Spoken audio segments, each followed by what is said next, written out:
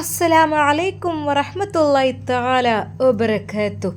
നാളെയാണ് ആ വിശേഷപ്പെട്ട ദിവസം. പുത്തൻവീട് തറവാടിൻ്റെയും മുംതാസിൻ്റെ വീട്ടിലെയും വലിയൊരു ചടങ്ങാണ് നാളെ നടക്കാൻ പോകുന്നത്. കാരണം മറ്റൊന്നല്ല, പരിശുദ്ധ ഹജ്ജ് കർമ്മത്തിന് വേണ്ടിയിട്ട് ആ ഫാമിലി മുഴുവൻ പുറപ്പെടുകയാണ്. അതിനോടൊപ്പം തന്നെ ഷമ്മാസിൻ്റെ വീട്ടിലെ ഉമ്മയും ഫൈസലും. സത്യം പറഞ്ഞാൽ തികച്ചും വ്യത്യസ്തമായ ഒരു ഉംറ യാത്രയാണ് അവർ നിർവഹിക്കുന്നത്. രണ്ട് ഫാമിലികൾ, അതെ, സൗഹൃദപരമായിട്ടുള്ള ആ ഒരു മുന്നേറ്റത്തിൽ രണ്ടുപേരും ഒരുമിച്ചാണ് എല്ലാം ചെയ്യുന്നത്. പ്രത്യേകിച്ച് മുംതാസിൻ്റെ തറവാട്ടുകാരുടെ കാര്യങ്ങളെല്ലാം നോക്കേണ്ട ചുമതല നമ്മുടെ ഫൈസലിനുമാണ്. ഫൈസലിനെ മുൻനിർത്തിക്കൊണ്ടാണ്, മുൻ കണ്ടുകൊണ്ടാണ് ആ പിതാവ് അതിനെ ആവശ്യപ്പെട്ടതും ആഗ്രഹിച്ചതും. എന്നാൽ ഫൈസൽ ഒരു വാക്ക് പോലും മറുത്ത്, ഒരു മറുപടി പറയാതെ, ഉപ്പ, നിങ്ങളുടെ ആഗ്രഹം ഇൻഷാ അല്ലാഹ് എന്നെക്കൊണ്ട് കഴിയുമെങ്കിൽ ഞാൻ സാധിപ്പിച്ചു തരും എന്ന് മാത്രമാണ് ആ ഫൈസൽ ആ സമയത്ത് പറഞ്ഞത്. അത് കേട്ടപ്പോൾ ആ തറവാട്ടുകാർക്ക് ഒത്തിരി സന്തോഷമാണ് ആയത്. ആ പിതാവിൻ്റെ കണ്ണുകൾ നിറയുകയായിരുന്നു. അങ്ങനെ അതാ എണ്ണിയുള്ള ആ ഒരു ദിവസം വന്നെത്തി. നാളെയാണ് ആ മനോഹരമായ, അല്ലെങ്കിൽ ആ ഒരു ആഗ്രഹിച്ച ദിവസം. സമയം ഉച്ചയ്ക്ക് ശേഷം. എന്തൊക്കെ തന്നെയായാലും ഷമ്മാസിൻ്റെ വീട്ടിലും അവിടെ മുംതാസിൻ്റെ വീട്ടിലും കാര്യമായിട്ട് ചെറിയൊരു പ്രോഗ്രാമും കാര്യങ്ങളെല്ലാം സെറ്റാക്കിയിട്ടുണ്ട്. മറ്റൊന്നുമല്ല, തൻ്റെ ഫാമിലിയൊക്കെ വിളിച്ച് ഒരു ഫുഡൊക്കെ കൊടുത്ത് പ്രാർത്ഥനയോടെ ഇറങ്ങുക എന്നുള്ളത്. എന്തൊക്കെ തന്നെയാലും മാഷാ അല്ലാ, അൽഹംദുലില്ലാ. എന്നാൽ ഈ സമയം അതാ മരുമകൾ നുസൈബയുടെ ഉമ്മമ്മയുടെ വീട്ടിൽ നിന്ന് നേരെ റജിത്തയുടെ വീട്ടിലേക്കായിരുന്നു ഉമ്മയും ഷമ്മാസും നുസൈബയും പോയത്.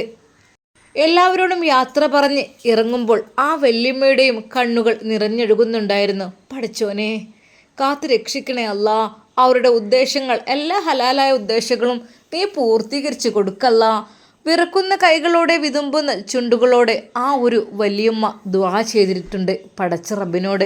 അത് കണ്ടപ്പോൾ തന്നെ ഷമ്മാസ് പറഞ്ഞു, ഉമ്മ, ആ വല്യമ്മ ഹൃദയം പൊട്ടി ദുആ ചെയ്തതാ. എന്തൊക്കെ തന്നെയാലും ഉമ്മാൻ്റെ ആഗ്രഹങ്ങളൊക്കെ പടച്ച റബ്ബ് സാധിപ്പിച്ചു തരും.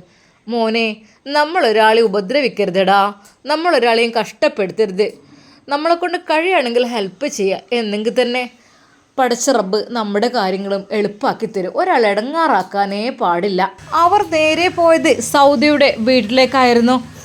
ഉമ്മ, നമ്മളല്ല ഈ രാത്രി സമയത്ത്, അല്ലാതെ എന്താ മോനെ ചെയ്യുക, ടൈമില്ലല്ലോ, പോകാതെ പറയാനും പറ്റൂലല്ലോ, വിളിച്ച് പറയായിട്ടൊന്നല്ല. ഇനിയിപ്പോൾ വേണമെങ്കിൽ നേരെ ഏതാ സൗദിയുടെ വീട്ടിലേക്ക് കയറി ചെല്ലുന്നു. അവർ സിറ്റൗട്ടിൽ പഠിക്കുകയായിരുന്ന മകള് സൗദയുടെ അനിയത്തി. മോളെ, ഉമ്മ, അല്ലാ, ആരത് ഉമ്മ? അവൾ വിളിച്ചു. ഷമ്മാസും ഉമ്മയും നുസൈബയും കേറി. ഉമ്മ അങ്ങോട്ട് വന്നു. പടച്ച റബ്ബേ, ആരേ വരുന്നത്? ആ ഉമ്മക്ക് അവരെ കണ്ടപ്പോൾ സന്തോഷമായി. കേറിയിരിക്കി പഠിച്ചോനെ. അല്ലാ, നിങ്ങൾ എന്തിപ്പോൾ പ്രതീക്ഷിക്കാതെ പെട്ടെന്ന് അല്ലേ? ഉംറക്ക് പോണേ കാര്യം അറിഞ്ഞില്ലേ? ആ മോള് പറഞ്ഞിരുന്നു, നാളെ മറ്റന്നാളല്ലേ? ആയിക്കോട്ടെ, മാഷാ അല്ലാ. എന്തായാലും നല്ല മഖബൂലും മബ്രൂറുമായ ഉംറയൊക്കെ ചെയ്ത് തിരിച്ചു വരാനുള്ള ഭാഗ്യം പടച്ച റബ്ബ് നിങ്ങൾക്ക് തരട്ടെ, ആമീൻ. സന്തോഷത്തോടു കൂടി അവർ അങ്ങോട്ട് കയറി. ആ ഉമ്മ കരഞ്ഞു പോയിരുന്നു. ഉമ്മ നേരെ അതാ നുസൈബിയോട് പറയുന്നു, മോളെ ഇരിക്കിട്ടോ, ഷാമോനെ ഇരിക്കി. എനിക്ക് എൻ്റെ കുട്ടിക്ക് വല്ലാത്തൊരു ഭാഗ്യമാണ് നിങ്ങളെ കുടുംബത്തിൽ വന്നതിൻ്റെ ശേഷം ഉണ്ടായിട്ടുള്ളത്. എൻ്റെ സൗദ അവിടെയും ഇവിടെയും പോയി കഷ്ടപ്പെട്ട് പണിയെടുത്ത് തയ്യൽ മെഷീനും അടിച്ചു കൊടുക്കലൊക്കെ ആയിട്ട് ഇങ്ങനെ പോവുമായിരുന്നു. പിന്നെ എന്തൊക്കെ തന്നെയാലും ഇങ്ങനെ ഒരു ബന്ധം കിട്ടിയത് വല്ലാത്തൊരു ഭാഗ്യമായി. എൻ്റെ കുട്ടിക്ക് കല്യാണം കഴിഞ്ഞ് ഇത്ര ദിവസം ആയപ്പോഴേക്കും ഗൾഫ് പോകാനുള്ള ഭാഗ്യം കിട്ടിയല്ലോ. ഓൻ്റെ കൂടെ ഗൾഫിൽ ജീവിക്കുക എന്ന് പറഞ്ഞാൽ പലർക്കും അസൂയാണ്. എല്ലാവരും പറയുന്നുണ്ട്, ഓള് പോയോ, വല്ലാത്തൊരു ഭാഗ്യക്കാരി തന്നെയാണ് ഓള് എന്നാണ് പറയണത്. ഐഷമ്മ പറഞ്ഞു, പടച്ച റബ്ബ് ഓരോരുത്തരേക്കും ഓരോന്ന് കണക്കാക്കിയിട്ടുണ്ടാവും. അത് ഓല മരണം വരെ കിട്ടുക എന്നുള്ളത് തന്നെയാണ് ഞമ്മക്ക് വലിയ ഭാഗ്യം. അതിന് മാത്രമുണ്ട് ദ്വായും. ഐഷമ്മയുടെ മനസ്സിൽ എന്തൊക്കെയോ ഉള്ളതുപോലെയാണ് ഉമ്മാക്ക് തോന്നിയത്. താത്ത, അത് എൻ്റെ കുട്ടിക്ക് ജീവിതത്തിൽ എന്തെങ്കിലും ഇല്ലടി, ഒരു കുഴപ്പമില്ല, റാഹത്ത് തന്നെയാണ്. ഫസീല അവളെ ഇടയ്ക്കിടെ ഭീഷണിപ്പെടുത്തുന്ന കാര്യം അതൊന്നും ഉമ്മ അവിടെ പറഞ്ഞില്ല. മക്കൾക്ക് വേണ്ടി ദുആ ചെയ്യുക. ഉമ്മാരെ പ്രാർത്ഥന പടച്ച റബ്ബ് സ്വീകരിക്കും. മക്കൾക്ക് വേണ്ടി നല്ലോണം ദുആ ചെയ്തോ മോൾക്ക് വേണ്ടിയിട്ട്. മരണം വരെ ഈ ബന്ധം നിലനിർത്തി പോകാനും അതിൽ യാതൊരു രീതിയിലുള്ള ബുദ്ധിമുട്ടും പ്രയാസങ്ങളും ഇല്ലാതിരിക്കാനും അതിൽ സ്വാലിഹായ സന്താനങ്ങൾ ഉണ്ടാവാൻ വേണ്ടിയിട്ടും ഉമ്മ ദുആ ചെയ്താലും മക്കൾക്ക് ലഭിക്കും. നല്ലോണം ദുആ ചെയ്തോളി. ആ ഉമ്മ കരഞ്ഞുകൊണ്ട് പറഞ്ഞു, നിങ്ങൾ ഉംറക്ക് പോവല്ലേ, അപ്പോൾ ദുആ ചെയ്യണം. ഇൻഷാ അല്ലാ എനിക്ക് എൻ്റെ മക്കളെ കാര്യത്തിനും മരുക്കളെ കാര്യത്തിനും വലിയ പ്രതീക്ഷകളുണ്ട്. അത് തകർന്നു പോകുമ്പോൾ എൻ്റെ മനസ്സ് വല്ലാതെ തകരും. എന്നാലും ഞാൻ പ്രതീക്ഷ കൈവിടൂല. റബ്ബേ, ഇന്നല്ലെങ്കിൽ നാളെ എൻ്റെ മക്കൾക്ക് വിജയം ഉണ്ടാവുമെന്ന് ഞാൻ കാത്തിരിക്കും. പഠിച്ച റബ്ബിനോട് അതിനു വേണ്ടി ദുആ ചെയ്യും. പല പരീക്ഷണങ്ങളും നമ്മൾ നേരിടേണ്ടി വരും. സബൂറാക്കുക. എല്ലാം പഠിച്ച റബ്ബിനോട് പറഞ്ഞ് ക്ഷമയോട് കൂടി ചോദിച്ചാൽ നമുക്കെല്ലാം തരും. ഉദാഹരണമാണ് ഇതാ നുസൈബയെ കാട്ടിക്കൊണ്ട് വീണ്ടും ഉമ്മ അത് പറയുന്നു. നുസൈബ പറഞ്ഞു, ഉമ്മ എപ്പോഴും മോളെ ഇതിന് മികച്ചൊരു ഉദാഹരണം നീ തന്നെയാണ്. അല്ലാ ചായ. അപ്പോഴേക്കും അതാ സൗദിയുടെ അനിയത്തി ചായ എല്ലാം എടുത്തു വെക്കുന്നു. പോരി ഉമ്മ, ഇത്തത്തെ ഇക്കാക്ക പോരി ഇരിക്കേ. മോളെ മധുരം പറ്റായെന്നില്ല, ഉമ്മാക്ക് കുറച്ചാണ്. ആ കുഴപ്പമില്ല, കുറച്ച് മധുരം കുറച്ചുള്ള ചായ ഉണ്ടായിക്കും മോളെ. വേണ്ടേ, ഇത് മതി, എനിക്കൊരു ഗ്ലാസ് വെള്ളം മതി വന്ന സ്ഥിതിക്ക്. എന്തൊക്കെ തന്നെയായാലും നിങ്ങളെ മോൾ ഇപ്പം അൽഹംദുലില്ലാ റാഹത്താണ്. മരിക്കും വരെ യാതൊരു കുഴപ്പവും ഇല്ലാതിരിക്കാൻ നിങ്ങൾ പഠിച്ചവനോട് ദുആ ചെയ്തോളെ. എന്നും അതിനുള്ള പ്രാർത്ഥന. പിന്നെ ഇവിടുത്തെ കാര്യങ്ങളൊക്കെ നിങ്ങൾക്ക് അറിയണമല്ലേ. ആ അത് അല്ല, എന്തായി സൗദൻ്റെ ഉപ്പ? അറിയില്ല, മറ്റൊരു ബന്ധം കോയമ്പത്തൂരുണ്ട് എന്നൊക്കെയാണ് പറയണത്. പക്ഷേ എനിക്ക് അതിനെക്കുറിച്ചൊന്നും, ഞങ്ങൾ പെൺകുട്ടികളായിട്ടേക്കും, എനിക്ക് 4 പെണ്ണല്ലേ, അതുകൊണ്ടായിരിക്കും മൂപ്പര് വേറെ കെട്ടിയതൊക്കെ. അല്ല, ഇപ്പോഴത്തെ ബന്ധത്തിൽ ആൺകുട്ടികൾ ഉണ്ടാവും, എന്നിട്ട് ഉണ്ടായി എന്നൊക്കെ പറഞ്ഞേക്കണ്. ആർക്കറിയാം, ഇങ്ങോട്ട് വരലെന്നല്ലല്ലോ, എപ്പോഴെങ്കിലൊക്കെ ഒന്ന് വന്നു പോകും. അന്നോളെ നിക്കാഹിന് തന്നെ എങ്ങനെയൊക്കെയെന്ന് വന്ന് ഓർമ്മ ഉണ്ടല്ലോ. ആ എന്താ ചെയ്യുക, 2 എണ്ണം കെട്ടിക്കഴിഞ്ഞാൽ പിന്നെ കയ്യും കാലും കണ്ണും കെട്ടി തന്നെയാണ്. 1 തന്നെ കെട്ടിയാൽ കണ്ണ് കെട്ടിയെന്നാണ്, പിന്നെ 2 എണ്ണം ആയാലും പറയണ്ടല്ലോ. അങ്ങനെ ഒരു ബുദ്ധി ആണെങ്കിൽ തോന്നിക്കഴിഞ്ഞാൽ പിന്നെ കുട്ടികളും മക്കളും ഇടങ്ങാറായി, പെണ്ണുങ്ങളും. ഇപ്പോൾ മറ്റോള് വിടുന്നുണ്ടാവില്ലല്ലേ, മറ്റോള് വിടുന്നുണ്ടാവില്ല. ഞാനിങ്ങനെ കാത്തിരിക്കും, ഇന്ന് വരും നാളെ വരും എന്ന് വിചാരിച്ച്. ഈ മക്കളെങ്കിലും ഓർത്തിട്ട് ഇനിയിപ്പോൾ ഒരു പ്രതീക്ഷയില്ല, അവിടെ നിന്നോട്ടെ. അല്ലാതെ ഇപ്പം എന്താ, നല്ല എന്നെക്കാളും വലിയക്കാരത്തി തടിയും ചൊറുക്കുള്ള പെണ്ണായിരിക്കും അവിടെ ഉള്ളത്. അങ്ങനത്തെ പെണ്ണുങ്ങൾ വിട്ട് ആണുങ്ങൾ ഈ തടിയും ഗ്ലാമറൊന്നും ഇല്ലാത്തവരടുത്തേക്ക് വരൂരല്ലോ. അങ്ങനൊന്നും പറയില്ലേ മക്കളെ മുമ്പിൽ വെച്ചിട്ട് നിങ്ങൾ അല്ലേ. ഞാൻ എൻ്റെ സങ്കടം പറഞ്ഞതാണ്. കല്യാണം കഴിയണ കാലത്തൊക്കെ നല്ല ഭംഗിയും നല്ല രസമൊക്കെ ഉണ്ടാവും. പിന്നെ കുറച്ചാണ്ട് കഴിയുമ്പോൾ നമ്മൾ ഓരോ പ്രസവം കഴിയുന്നതനുസരിച്ച് ഞാനിങ്ങനെ തേഞ്ഞ് വന്നിക്കണ്, ഒത്താൻ്റെ കത്തി തേയണേ പോലെ. എന്നെക്കൊണ്ട് ഇതൊക്കെ തന്നെ. അതിനെന്താ, നല്ല മക്കളെ പഠിച്ചോൻ തന്നിക്കണല്ലോ, 4 കുട്ടികളായാലും. അതിനിപ്പോൾ എന്താ, കാത്തിരിക്കും എപ്പോഴും. ഇവലെപ്പോൾ വരുന്നത് നോക്കി 10-12 മണിയോളം ലൈറ്റ് ഓഫ് ആക്കാതെ നോക്കിയിരിക്കും. വഴിയോരത്തേക്ക് വരുന്നില്ല എന്ന് കണ്ടാൽ കയറും. ചിലപ്പോൾ നട്ടപ്പാതിരാക്ക് വന്നൊരു മുട്ടലാണ്. എടി വാതിൽ തുറക്ക്. എങ്ങനെയാവോ, എങ്ങനെ രക്ഷപ്പെട്ട് പോരുന്നതാവേ. മറ്റോള് സമ്മതിക്കുന്നുണ്ടാവില്ല, എങ്ങനെങ്കിലും ചാടി കഴിച്ചിലാണേക്കും. ഞാൻ ഒരു ദിവസം പറഞ്ഞ്, നിങ്ങൾ ഇത്ര ഇടങ്ങാറായിട്ട് എന്നെ കാണാൻ വരണമെന്നില്ല, അവിടെ നിന്നോളി. ഇത്ര ഇടങ്ങാറായി നട്ടപ്പാതിരാക്ക്. എടി എന്താ ചെയ്യുക, അവസ്ഥ അങ്ങനെ ആയിപ്പോയി. ഓരോ സമയത്തത്തെ ഓരോ തോന്നലേ. അങ്ങനൊക്കെ ഓരോ പെണ്ണുങ്ങൾ ചതിക്കാനും വഞ്ചിക്കാനും ഉണ്ടായി കഴിഞ്ഞാൽ പിന്നെ ഇപ്പോൾ പറഞ്ഞിട്ട് കാര്യമില്ലല്ലോ. ഞാൻ പറയും, എനിക്ക് വേണ്ടി നിങ്ങൾ വരണ്ട, അവിടെ നിന്നോളി. മക്കളെ പോലൊന്നും കാണാൻ ഇവുണ്ടാവില്ല, അപ്പോത്തിനും മണ്ടും. ഇന്നാളിപ്പോൾ എൻ്റെ സൗദൊക്കെ എന്തെങ്കിലും നിങ്ങളുണ്ടായതുകൊണ്ടല്ലേ അതൊക്കെ. ഞാനൊന്നും പറഞ്ഞിട്ട് കാര്യമില്ല. കെട്ടിക്കഴിഞ്ഞ് കുട്ടികളായ പിന്നെ നമുക്ക് പോലെ കിട്ടൂല. അതൊക്കെ ആദ്യം നോക്കണ്ടിനോ. ആദ്യം എങ്ങനെ നോക്കാനാ അറിയില്ലല്ലോ. ഒന്നും സാരില്ല, അങ്ങനെ വിധിയൊന്ന് കൂട്ടിക്കോളി. ഇനിയിപ്പോൾ അവിടെ മക്കളുണ്ടെങ്കിലും ഓലും വിടൂല. ഈ മക്കളാണെങ്കിൽ സാരില്ല, അങ്ങനെ ഒരു ഹയറായ ആൾക്കാരൊക്കെ മക്കളാണ് കെട്ടിക്കൊണ്ടായാലേ സുഖമായില്ലേ. അതന്നെ ഉള്ളൂ. എന്താ ഇപ്പം ചെയ്യുക, ആണുങ്ങളെങ്ങനോ പെണ്ണുങ്ങൾ ഓരോരുത്തരും വലിയ പെട്ട് കഴിഞ്ഞാൽ ഓൾക്ക് രണ്ടിടത്തും ഇല്ലാത്ത അവസ്ഥ തന്നെ. കാണാൻ പൂതിയാവും എപ്പോഴെങ്കിലൊക്കെ. എൻ്റെ ചെറുത് ചോദിക്കും, ഉമ്മ ഉപ്പച്ചി എപ്പോഴാണ് വരികയെന്ന്. കാണാൻ കൊതിയായിട്ട് ഓലപ്പല്ല എത്ര ആയാലും ഞാൻ പറയും വന്നോളും ഇപ്പച്ചി പണിക്ക് പോയതല്ലേ എന്ന് പറയും. മക്കൾ അറിയിക്കണം മോശമല്ലേ. പക്ഷെ എൻ്റെ മൂത്ത 2 മക്കൾക്ക് ഏറെക്കുറെ കാര്യങ്ങളൊക്കെ മനസ്സിലേക്കണം. സൗദക്കും അറിയാം, അവൾക്കും അറിയാം. എന്നാലും എൻ്റെ മക്കളൊക്കെ പഠിച്ച് നന്നാകട്ടെ, ഓലെ ഭാവിക്കെങ്കിലും വേണ്ടിയിട്ട്. മൂത്തോള് സൗദനെ 2ാം കെട്ടുകാരനെ കൊണ്ട് കെട്ടിച്ച് വെച്ചിട്ട് നമുക്കൊരു ഒന്നുമില്ല. കാരണം അത്രക്കും നിങ്ങൾ നല്ല രീതിയിൽ ഓളെ നോക്കണമെന്ന് ഓൾക്ക് ഭാഗ്യം കിട്ടിയതും. 2ാം കെട്ടുകാരനായാലും കുഴപ്പമില്ല. ഇനി 2ാമത്തോൾക്ക് അങ്ങനെ നിങ്ങൾ പറയില്ലേ. ഓളൊക്കെ നല്ല ചുറുക്കുള്ള മൊഞ്ചത്തി കുട്ടിയല്ലേ, പഠിക്കണ കുട്ടിയല്ലേ. ആ കുട്ടികൾക്ക് നല്ല അസല പുതിയാപ്പിള വന്നോളും. നിങ്ങൾ വിഷമിക്കല്ലേ. ഉമ്മയുടെ ആ ഒരു ആശ്വാസ വാക്കുകളിൽ സൗദയുടെ ഉമ്മ അല്പം ആശ്വാസം പൂണ്ടു, കണ്ണുകൾ തുടച്ചു. എന്നാൽ ഞങ്ങൾ പോട്ടിട്ടു, എന്നാൽ ചായയും വെള്ളമൊക്കെ കുടിച്ച് ഞങ്ങൾ ഇൻഷാ അല്ലാ മറ്റന്നാൾ രാവിലാണ്ട് പോകും. നിങ്ങൾ പറ്റുന്നുണ്ടേ ഒന്ന് വരിട്ടാ, ഉച്ചയ്ക്കാണ് പോന്നോളി, എല്ലാവരും പോന്നോളിട്ടോ. മോനെ ഷാമോനെ ഉമ്മ വിളിക്കുന്നു. എടാ ഞങ്ങൾക്ക് കയ്യിൽ പൈസ എന്തുണ്ടോ? ആ ഉമ്മ ഉണ്ട്. പിന്നെ ഗൂഗിൾ ബാങ്കിലാണ് കുറച്ചുള്ളത്, കയ്യിൽ കുറച്ച്. മോനെ ഉള്ളതാണ് കൊടുത്താളി. ഉമ്മ ആകെ ഒരു 3000 രൂപയുള്ളൂ, അതുകൊണ്ട് ഇപ്പം എന്താ കൊടുക്കുമ്പോൾ കുറഞ്ഞതൊരു 10,000 രൂപയെങ്കിലും അത് കൊടുത്താളി ഉമ്മാൻ്റെ കുട്ടി. പിന്നെ ഗൂഗിൾ പേരല്ലേ, അത് ഇനി മട്ടം പോലെ നമുക്ക് എന്താ വെച്ചാൽ കാട്ടാം ഇൻഷാ അല്ലാ. ഉമ്മ അത് മടിയാണ്, ഞാനിവിടെ എവിടെയെങ്കിലും ATM ഉണ്ടോ നോക്കി വരാം. 3000 രൂപ കൊടുത്തു പോവുക, അത് ഇത്രക്കും ഒരു ബുദ്ധിമുട്ടുള്ള ഫാമിലിക്ക് അതെന്ത് മോശം ഉമ്മ, അങ്ങ് ചെയ്യുന്നത് ശരിയല്ലല്ലോ. മോനെ ഉള്ളത് കുട്ടികളെ കയ്യിൽ കൊടുക്ക്, ബാക്കി ഞാൻ എന്തെങ്കിലും വഴി നോക്കാം. ഇതിപ്പോൾ നവാസ് അറിഞ്ഞാലും തന്നെ ഓനക്കും അതിലിടങ്ങാറായിരിക്കും. മോനെ ഉള്ളത് കുട്ടീൻ്റെ കയ്യിൽ കൊടുത്താളേ. ഇൻഷാ അല്ലാ നമുക്ക് എന്താ ചെയ്യാം. എന്നാൽ ഞങ്ങൾ ഇറങ്ങട്ടെ കേട്ടോ. ഇൻഷാ അല്ലാ അപ്പം നിങ്ങൾ പറ്റുന്നുണ്ട് എല്ലാവരും വരിട്ടോ. മറക്കല്ലേ മോളെ. സൗദയുടെ അനിയത്തിയോടും പറഞ്ഞു. ഉമ്മ ഇൻഷാ അല്ലാ വരാൻ നോക്കാം. ആയിക്കോട്ടെ, നല്ലൊരു മോള്, റബ്ബേ പാവം. വേഗം കല്യാണമൊക്കെ കഴിച്ചു വിടുകയാണെങ്കിൽ നല്ലൊരു ഇതായിരുന്നു.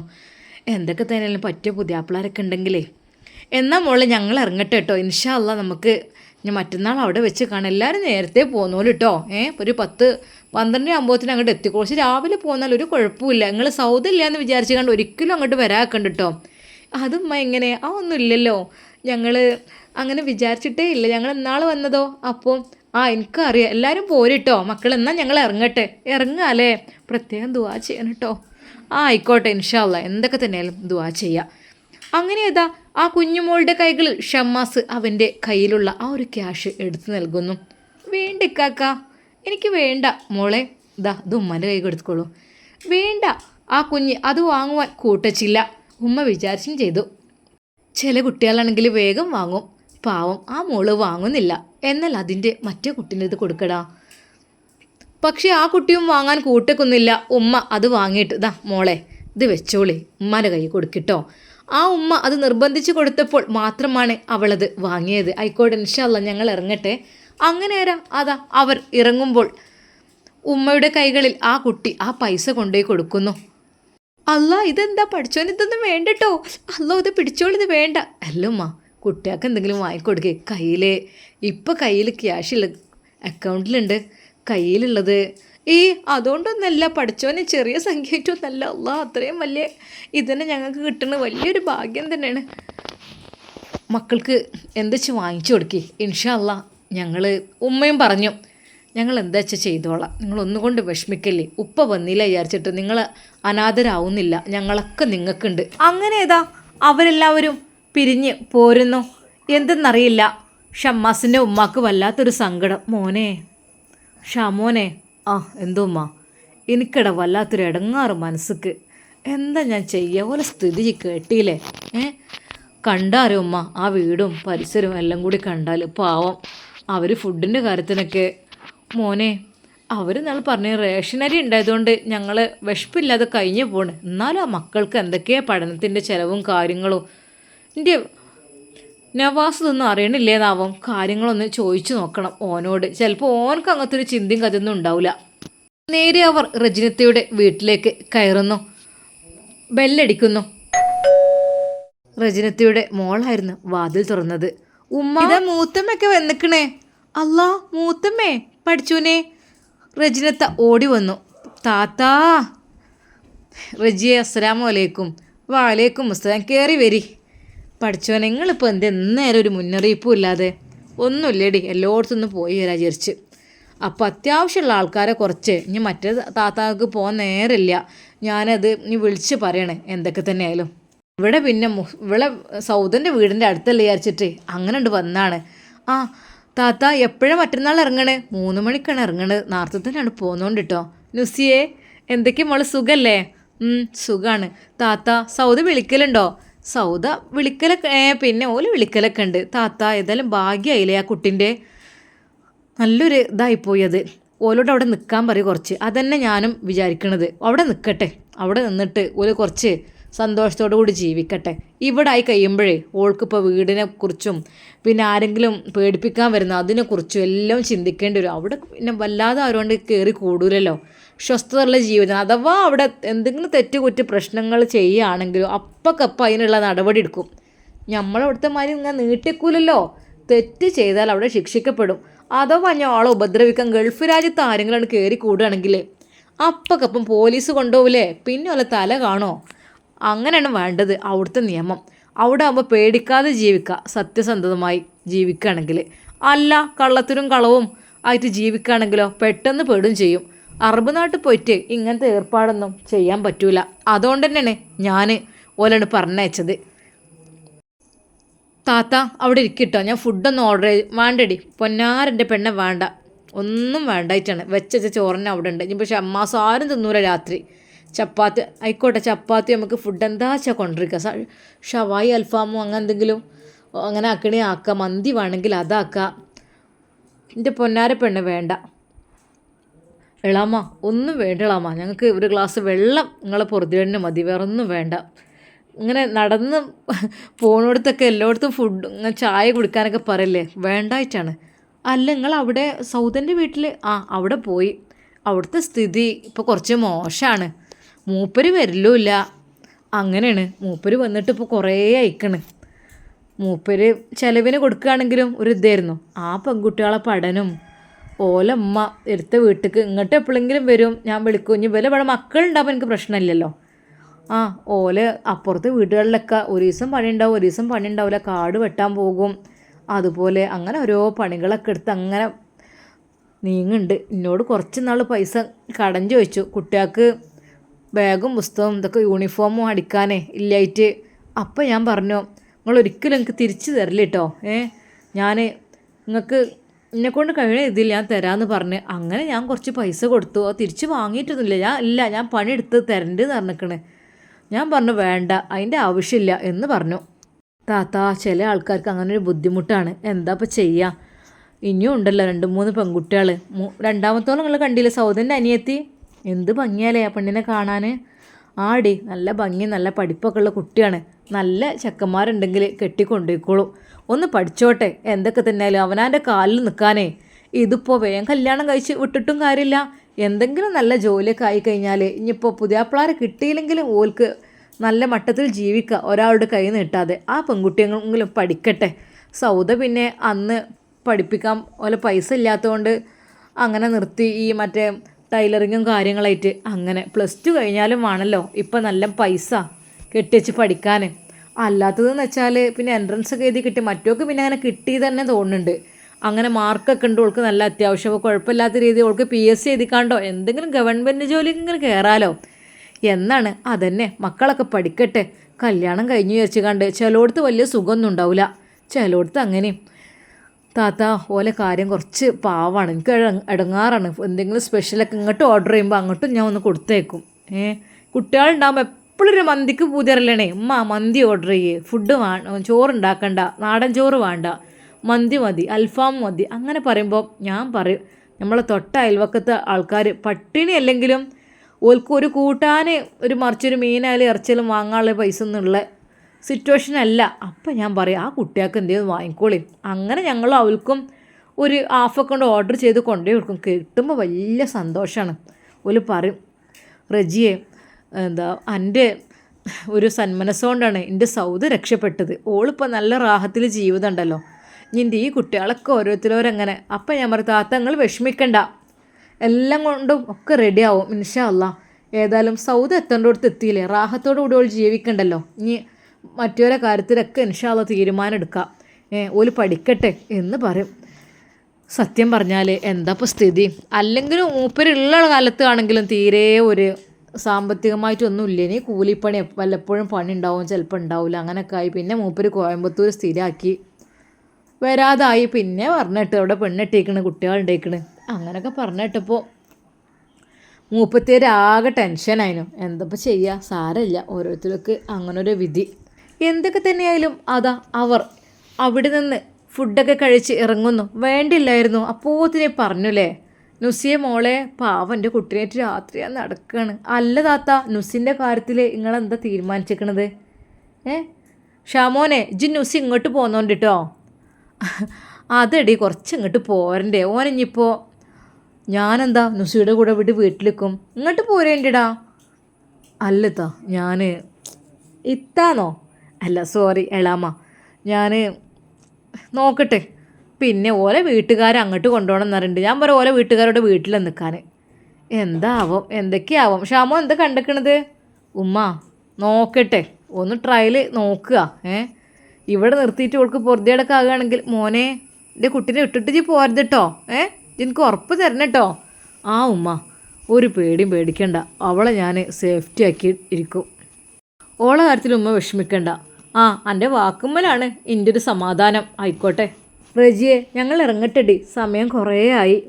താത്ത ഇന്ന് പോകണ്ട, നാളെ രാവിലെയാണ് പോവങ്ങൾക്ക്. ഇനിയിപ്പോൾ ഇന്ന നട്ടപ്പാത്തിലൊക്കെ ആ പെണ്ണിനിട്ട് പോകണം. എന്താടി വണ്ടി കയറി പോവല്ലേ? എൻ്റെ അമ്മയുള്ള കാലത്തൊക്കെ, നമ്മളെ അമ്മയുള്ള കാലത്ത് പറയുമല്ലോ ഇങ്ങനെ രാത്രി ഗർഭിണികളെയും കൊണ്ടൊക്കെ നടക്കാൻ പാടില്ല, പുറത്തിറങ്ങരുത് എന്നൊക്കെ. താത്ത ഇപ്പം ആരൊക്കെ അതൊക്കെ അതിനൊക്കെ നിൽക്കണത്? അല്ലടി, എന്നാലും പഴമക്കാർ പറഞ്ഞത് നമ്മൾ കേൾക്കണം. അതിൽ എന്തെങ്കിലും ഒരു ഗുണപാഠമുണ്ടാവുമല്ലോ, വെറുതെ പോലെ പറയില്ലല്ലോ. എന്തൊക്കെ തന്നെയല്ലേ ഞങ്ങളോട് പോട്ടെ. ഇനിയിപ്പോൾ ദിവസമില്ല, നാളെ ഇനിയിപ്പോൾ രാവിലെ ഇവിടുന്ന് ഒരുങ്ങി താങ്ങി പോകാനാകുമ്പോഴത്തേന് അപ്പോൾ ഇഞ്ച് ചായ അടിച്ചാൽ വിടൂല. പിന്നെ അവിടെ എത്തുമ്പോൾ 10 മണിയാവും. പിന്നെ ഒരു ദിവസമാണുള്ളത്. പിന്നെ ഇപ്പോൾ എന്താ കാട്ടും എനിക്ക് പൊടിയേറില്ല. എന്തൊക്കെ സാധനങ്ങൾ എടുത്തേക്കാനോ കുറച്ചും കൂടി വാങ്ങാനും ഇതൊക്കെ ഉണ്ട്. താത്ത എന്നാൽ അത്ര നിർബന്ധമാണെങ്കിൽ എളാമ്മ എന്നാൽ ഞങ്ങൾ ഇറങ്ങട്ടെ, ഷാമോൻ പറയുന്നു. എന്നാൽ ഇറങ്ങിക്കോളി. അല്ല അപ്പോൾ എന്തെങ്കിലും നിൽക്കാൻ പറഞ്ഞാൽ നിൽക്കും. നുസിയെ മോളെ ഇടങ്ങാറായ മോളെ യാത്ര ചെയ്തിട്ട്? എളാമ്മയുടെ ചോദ്യം. ഇങ്ങോട്ട് പോരേണ്ടി കേട്ടോ. ഇജു ഷാമോൻ ഇങ്ങോട്ട് പോരേണ്ടി, ഇവിടെ നിൽക്കാമല്ലോ നിങ്ങൾക്ക്. അതിനിപ്പോൾ എന്താ, എന്നാളിപ്പോൾ നവാസും മക്കളും ഇവിടെ നിന്നേണ്ടത്, എന്നിട്ടിപ്പോൾ എന്തിയേ? നവാസും മക്കളും ഇവിടെ നിന്ന് ഏതായാലും സൗദനെ ശരിക്കൊന്ന് കാണാനും ആയി. അങ്ങനെ ഓനായിട്ട് കെട്ടി കൊണ്ടുവന്നും ചെയ്തു. അത് നല്ലൊരിത്. ഉമ്മ ചിരിച്ചുകൊണ്ട് പറഞ്ഞു. അതൊക്കെ ഒരു അതിന് മുമ്പേ നമ്മൾ കാര്യങ്ങൾ പറഞ്ഞതാണല്ലോ. എന്തൊക്കെ തന്നെയാലും ഭാഗ്യമായിപ്പോയി അതിലേ. പഠിച്ചോൻ ഓരോരുത്തർക്ക് ഒരു നിയമത്ത് കൊടുക്കുന്നതാണ്. നല്ല രീതിയിലുള്ള ദാമ്പത്യ ജീവിതം ആകട്ടെ. അതന്നെ താത്ത. ആമീൻ, പാവം പെൺകുട്ടിയാണേ. ഓല് നന്നാവട്ടെ. നമ്മളില്ലാത്തവർ നന്നാവണതും ഓൽക്ക് ഉണ്ടായി കാണണമെന്നാണല്ലോ നമുക്ക് സന്തോഷം. ഇപ്പോൾ സൗദ പോയി എന്ന് പറഞ്ഞപ്പോൾ എല്ലാവരും ഇവിടെ അത്ഭുതപ്പെടണം. എന്നാലും ആ കുട്ടീൻ്റെ ഭാഗ്യം എന്ന് പറഞ്ഞിട്ട് ഓരോരുത്തർക്ക് പഠിച്ചോ ഓരോ ഭാഗ്യം കൊടുക്കുകയാണ്. അൽഹംദുലില്ലാ. മാപ്പിളനാരെ കൂടെ ജീവിക്കുക പറഞ്ഞാൽ അത് ഭാഗ്യം തന്നെ ഉണ്ട് പെണ്ണേ. ഞങ്ങൾ ഇറങ്ങട്ടെ എന്നാൽ അളിയൻ വന്നിട്ട് പറഞ്ഞോണ്ടി. ആയിക്കോട്ടെ എന്നാൽ. അസ്സലാമു അലൈക്കും. വലൈക്കും അസ്സലാം. എന്നാൽ പോയി വരിട്ടോ എല്ലാവരും. വേഗം പോന്നോണ്ടി. മറ്റന്നാൾ രാവിലെ തന്നെ പോരണ്ടേ, നാളെ തന്നെ പോരണ്ടേ. തലേന്ന് മൂത്തമ്മാനോട് ഒരു ദിവസം നിന്ന് വെച്ചിട്ട് ഒന്നും പറ്റൂല നിങ്ങൾക്ക്. റജിയെ നാളെ പറ്റുന്നുണ്ടെങ്കിൽ പോരട്ടോ. താത്ത ഞാൻ മറ്റന്നാളെ രാവിലെ വരണ്ട്, അതല്ലേ നല്ലത്. ആയിക്കോട്ടെ എന്നാൽ എൻ്റെ ഇഷ്ടം പോലെ എന്താ വെച്ചാൽ കാട്ടിക്കോ. അങ്ങനെ അതാ അവർ ഇറങ്ങുന്നു. സത്യം പറഞ്ഞാൽ നുസി പറഞ്ഞു, എല്ലാ വീട്ടിലെത്തുമ്പോഴേക്കും ഒരുപാട് ലേറ്റ് ആവില്ലേ മോളെ? നിനക്ക് പേടിക്കേണ്ട ആവശ്യമൊന്നുമില്ലല്ലോ. എൻ്റെ കെട്ടിയോനും ഉണ്ട്, എൻ്റെ ഉമ്മയുണ്ട് കൂടെ. പിന്നെ ഉമ്മ പേടി ഉണ്ടായിട്ടല്ല, ഞാൻ പറയേ ഒരു ദിവസം ഒരു വീട്ടിൽ നിൽക്കേണ്ട അവസ്ഥയാണ്. സംസാരം തീരൂല, അതുപോലെ തന്നെ വിശേഷങ്ങളും തീരൂല.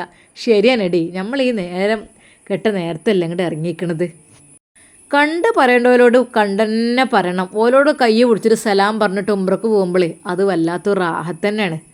പിന്നെ അത്യാവശ്യം എത്തിപ്പെടാത്ത സ്ഥലത്തൊക്കെ വിളിച്ച് പറയാം, അതൊക്കെ തന്നെ. ഇനിയിപ്പോൾ മറ്റോൾക്ക് അറിയണ്ട ഇവിടെ വന്നോ. ഇനിയിപ്പോൾ ഓൾക്ക് വിളിച്ചു ഓൾ കുറേ ദൂരമല്ലേ, അതുകൊണ്ട് ബുദ്ധിമുട്ടായിരിക്കും. ഇനിയിപ്പോൾ ടൈം ഉണ്ടാവില്ല. അങ്ങനെ അവർ അവിടെ നിന്ന് അവരുടെ വീട്ടിലേക്ക് തന്നെ തിരിച്ച് വരുന്നു. മോനെ ഷാമോനെ. ഉമ്മ, പിന്നെ ഈ നേരത്തൊന്നും ഇഞ്ചി കുട്ടീനെട്ട് നടക്കരുത് കേട്ടോ. ഞാൻ എന്നോട് ആദ്യം തന്നെ പറയണം, എനിക്ക് അതാണ് ബേജാറ്. ഇല്ല ഉമ്മ, എന്താ നിങ്ങൾ ഞാൻ നുസൈബയെ തനിച്ചാക്കി എങ്ങും പോവില്ല. പോരെ, ആ മതി, ഒന്ന് വീട്ടിൽ കണ്ട് ആക്കി കൊടുത്താളേ. ആയിക്കോട്ടെ, അങ്ങനെയാണെങ്കിൽ അവളെ പറഞ്ഞേക്കാം. എന്താ, എന്നാൽ ഞാൻ അങ്ങോട്ട് ഇറങ്ങുമ്പോഴേ ഇജ്ജ് അങ്ങോട്ട് ഓലപ്പണ് പറഞ്ഞയച്ചോണ്ടിട്ടോ ഓലെ.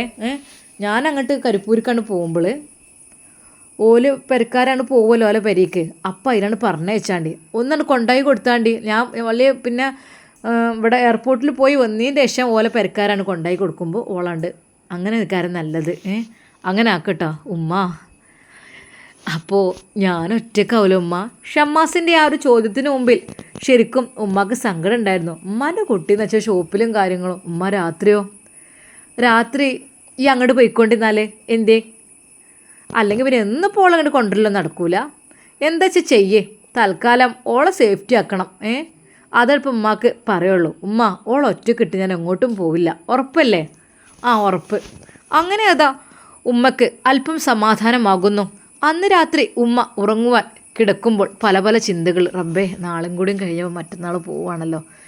എന്താ അറിയില്ല, ഈ ഒരു പോക്കിന് അന്നത്തെ പോക്ക് ഭയങ്കര സന്തോഷമായിരുന്നു. എൻ്റെ ഷാമോനും എൻ്റെ നുസൈബയും കൂടെയുള്ള ആ ഒരു പോക്കിന്. അന്ന് നവാസിനെയും മക്കളെയും കുറിച്ച് വേദന ഉണ്ടായിരുന്നു. അന്ന് പിന്നെ റെജിൻ്റെ അടുത്തായപ്പോൾ നല്ല സമാധാനമായിരുന്നു. ഇവർ പിന്നെ റെജിൻ്റെ അടുത്തൊന്നും പോയി നിൽക്കുമെന്ന് എനിക്ക് തോന്നുന്നില്ല, ഷാമോനൊന്നും. അതിപ്പോൾ ഓനും കുട്ടികളും മാത്രമല്ല, ഇവളും കൂടി ഉണ്ടാകുമ്പോൾ ഇപ്പോൾ ഓൾക്ക് മടിയായിക്കാരമാണെങ്കിൽ നിൽക്കുകയൊക്കെ ചെയ്യുക. അതിനിപ്പോൾ എന്താ, ഉമ്മാൻ്റെ സ്വന്തം അഞ്ചെത്തി ഉമ്മാനെ പോലെ തന്നെ അല്ലേ. പക്ഷേ ഞാൻ നിർബന്ധിക്കണില്ല, ഇനി ഓലെന്താ വെച്ചാൽ കാട്ടിക്കോട്ടെ. അങ്ങനെ പിറ്റേ ദിവസം പുലർച്ചെ ഷമ്മാസ് തഹജ്ജുദിന് എഴുന്നേൽക്കുന്നു. നുസൈബയും ഓ ഇക്ക സമയമായോ? ആ പെണ്ണെ സമയമായി, എന്താ എഴുന്നേൽക്കാൻ കഴിയണില്ലേ? ആ പിന്നെ പഴയ പോലെ അങ്ങനെ അങ്ങോട്ട് എടി പെണ്ണെ, അങ്ങനെ നീ അങ്ങോട്ട് കുത്തിപ്പടിഞ്ഞ് എണീക്കല്ലേ, ജസ്റ്റ് ഒന്ന് കൈയൊക്കെ കുത്തി ഒരു സാവകാശത്തിൽ എണീക്ക് പെണ്ണെ. നീ ഇത്രയധികം ധൃതി പിടിച്ച് അങ്ങോട്ട് ചാടുന്നത്?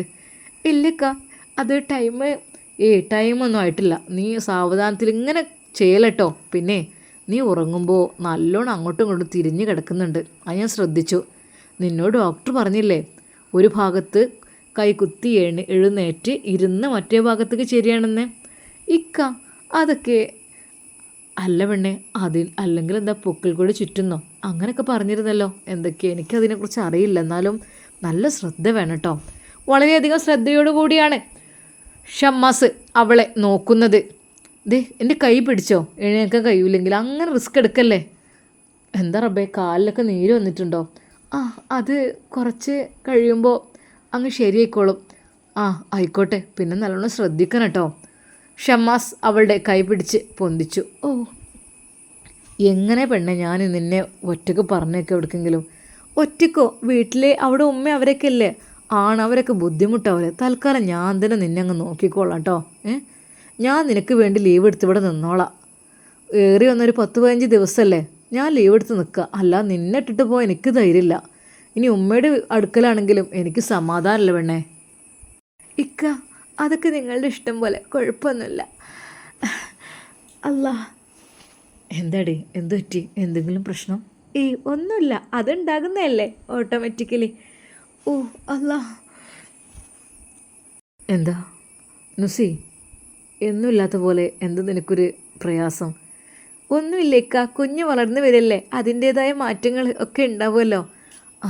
സത്യം പറഞ്ഞാൽ ഷമ്മാസിനാകെ ടെൻഷനായിരുന്നു. ഇന്നലെ യാത്ര ചെയ്തത് കൂടിപ്പോയ പെണ്ണേ. അതൊന്നുമല്ല. എന്താ അങ്ങനെയൊന്നുമില്ല. ഉമ്മയോട് വേണ്ടട്ടോ, ഉമ്മയെ ടെൻഷനാക്കല്ലേ. ഉമ്മയെ എങ്ങനെയെങ്കിലും ഉമ്രക്ക് പറഞ്ഞേക്കുക, അത് കഴിഞ്ഞിട്ട് മതി ബാക്കിയെല്ലാം. എന്നാൽ തൽക്കാലം നമുക്ക് ഇവിടെ തന്നെ നിൽക്കട്ടോ. ഞാനാകുമ്പോൾ നിന്നെ ഒന്ന് പിടിക്കാനോ നിന്നെ ഒന്ന് കഴുകാനോ ഒക്കെ എന്നെക്കൊണ്ട് വേണമെങ്കിൽ കഴിയും. നിനക്ക് എന്തെങ്കിലും ചെറിയ രീതിയിലുള്ള ബുദ്ധിമുട്ടുണ്ടെങ്കിൽ താങ്ങാൻ ഞാൻ ഉണ്ടാകും. വീട്ടിലാവുമ്പോൾ ആരടി ഉണ്ടാകുക? നിനക്ക് എൻ്റെ കൂടെ തന്നെ ജീവിച്ചാൽ പോരെ ഇവിടെ? ഇക്ക എനിക്ക് ഏറ്റവും ഇഷ്ടം അങ്ങയുടെ കൂടെ ജീവിക്കുക തന്നെയാണ്. എനിക്ക് അങ്ങയോളം വരില്ലല്ലോ ആരൊക്കെ നോക്കിയാലും. ശരിയാണ്, ഉമ്മയും ഉപ്പയും എല്ലാം ഉണ്ട്. പക്ഷേ നിന്നെ ഒന്ന് താങ്ങിയെടുക്കാൻ, അല്ലെങ്കിൽ എന്തെങ്കിലും പറ്റിയാലൊന്ന് പിടിക്കാൻ, അതൊക്കെ അവർക്ക് ഇക്ക അങ്ങനെയൊന്നും ഉണ്ടാവില്ല. അതങ്ങനെ തന്നെയല്ലേ പ്രഗ്നൻ്റ് ടൈം എന്നൊക്കെ വെച്ചാൽ അതൊന്നും പ്രശ്നമല്ല. ആയിക്കോട്ടെ. സത്യം പറഞ്ഞാൽ ഷമ്മാസിന് സമാധാനം നഷ്ടപ്പെട്ടിട്ടുണ്ട് എന്ന് തന്നെ പറയാം. നേരം വെളുത്തു അവൾ നേരെ കിച്ചണിലേക്ക്. നിസ്കാരം ഖുർആൻ പാരായണം എല്ലാം കഴിഞ്ഞു. ആ വയറുമായി അവൾ വന്നപ്പോൾ ഉമ്മ ഓടിയെത്തി, പൊന്നു മോളെ ഉമ്മാൻ്റെ കുട്ടി ഇപ്പോൾ അടുപ്പത്തേക്കൊന്നും വരല്ലേ, ആ ചൂടൊന്നും വല്ലാതെ തട്ടിച്ചല്ലേ, എടുന്നാ മാറി എന്നാ ഉമ്മാൻ്റെ കുട്ടി ഒന്ന് നടന്നോ അതിൽ പോയിക്കാണ്ട് മുറ്റത്ത് കൂടെ മഴ ഉണ്ടോ നോക്ക്, മഴ ഇല്ലെങ്കിൽ ഷാമോനെ എടാ ആ എന്തോ ഉമ്മ അല്ലേ ഈ ഓളേറ്റ് ആ മുറ്റത്ത് കൂടെ ഒക്കെ ഒന്നിങ്ങനെ കൈ പിടിച്ച് നടത്തിക്കോ, ഓൾ അടുപ്പത്ത് ഇങ്ങനെ നിൽക്കുഞ്ഞ് കുറേ നേരം, വയറാണെങ്കിൽ നല്ലോണം ഉണ്ടേനോ, ആയിട്ടൊന്നുമില്ല അതിനകത്ത്, പക്ഷേ നല്ല വയറാണ്, അത് കാണുമ്പോൾ ഒരു ഇടങ്ങാറാണ്, അങ്ങനെ നിൽക്കണ്ടേ, നടന്നോട്ടെ നടക്കണേയും കുഴപ്പമില്ല, അങ്ങനെ ശരീരം ഒന്ന് ആടിക്കോട്ടെ, ഈ നിർത്തങ്ങ് നിൽക്കുമ്പോഴേ കടിയൊക്കെ ഉണ്ടാക്കുമ്പോൾ കുറേയൊക്കെ ഉണ്ടാക്കേണ്ടി വരും, അതിപ്പോൾ കുറച്ചാളാണെങ്കിലും അങ്ങനെ തന്നെയാണ്, ശീലമായി പോയില്ലേ. നുസി പറഞ്ഞു, എന്താ ഉമ്മ അതൊന്നും കുഴപ്പമില്ല, എനിക്കൊന്നുമില്ല, ഞാൻ എല്ലാം ഉണ്ടായിക്കോളാം. മോളെ എനിക്കൊരു ഇടങ്ങാറടി, എന്തെങ്കിലും ചൂടൊക്കെ തട്ടി വല്ല തളിച്ച വെള്ളമായിട്ട് മറിഞ്ഞാൽ എനിക്ക് പേടിയാണ്, അതിൻ്റെ അടുപ്പത്തിൻ്റെ അടുത്തും ഗ്യാസിൻ്റെ അടുത്തൊന്നും വല്ലാണ്ട് പോവല്ലേ, ആ വയറും കൊണ്ട് ഉമ്മാക്ക് സമാധാനമില്ലായിരുന്നു. ഷമ്മാസേ ഓളാണ് കൊണ്ടേക്കാം. എന്താ ഉമ്മ അങ്ങനെയൊന്നും ഇല്ല, സത്യം പറഞ്ഞാൽ ഉമ്മാക്കും ടെൻഷനായിരുന്നു നുസിയുടെ കാര്യത്തിൽ. റബ്ബേ പഠിച്ചോനെ ഞാൻ പോയി തന്നെ ഒരു കുഴപ്പമുണ്ടാവരുതേ അല്ലാ. ഷാമോനെ ഉമ്മാൻ്റെ കുട്ടി നല്ല നോക്കണം കേട്ടോളെ, ആ ഉമ്മങ്ങൾ ഒരു പേടിയും പേടിക്കണ്ട, ഓളെ വിട്ടിട്ട് ഞാൻ എങ്ങോട്ടും പോകില്ല ഇൻഷാ അല്ലാ. അങ്ങനെ ഈ ഒരൊറ്റ ദിവസം മാത്രമാണ് ബാക്കിയുള്ളത്. ഉംറക്ക് കൊണ്ടുപോകാനുള്ള സാധനങ്ങളും കാര്യങ്ങളെല്ലാം ഏറെക്കുറെ സെറ്റാക്കി കഴിഞ്ഞു. ഐഷുമ്മയുടെ വീട്ടിലേക്ക് ഓരോരുത്തർ വന്നു തുടങ്ങി. നാളെ ഉച്ചഭക്ഷണത്തിനുള്ള കാര്യങ്ങളും എല്ലാം സെറ്റാക്കണം, അതൊക്കെ ഏൽപ്പിച്ചിരിക്കുകയാണ്. അതുകൊണ്ട് തന്നെ വലിയൊരു ടെൻഷനൊന്നും ഇല്ല, എങ്കിലും ആളുകളെ സ്വീകരിക്കാനും എല്ലാത്തിനുള്ള എല്ലാ കാര്യങ്ങളും അവിടെ സെറ്റാക്കിക്കൊണ്ടിരിക്കുന്നു. നാളെയാണ് ആ ദിവസം. ഉംറക്ക് പോവുകയാണ് ഐഷുമ്മ, നുസൈബയെയും ഷമ്മാസിനെയും തനിച്ചാക്കിക്കൊണ്ട്. ഫൈസൽ അവിടെ നിന്നാണ് പോരുന്നത്. ആ മറ്റൊന്നുകൊണ്ടുമല്ല, ആ പിതാവിനെ ഒന്ന് പിടിക്കുവാനും അദ്ദേഹത്തെ ഒന്ന് സപ്പോർട്ട് ചെയ്യുവാനും. ഇൻഷാ അല്ലാഹ് നമുക്കിതിൻ്റെ ബാക്കി ഭാഗം നാളെ കാണാം. അതുവരേക്കും എല്ലാവർക്കും അസ്സലാമു അലൈക്കും വറഹ്മത്തുള്ളാഹി തആല വബറകാതുഹു.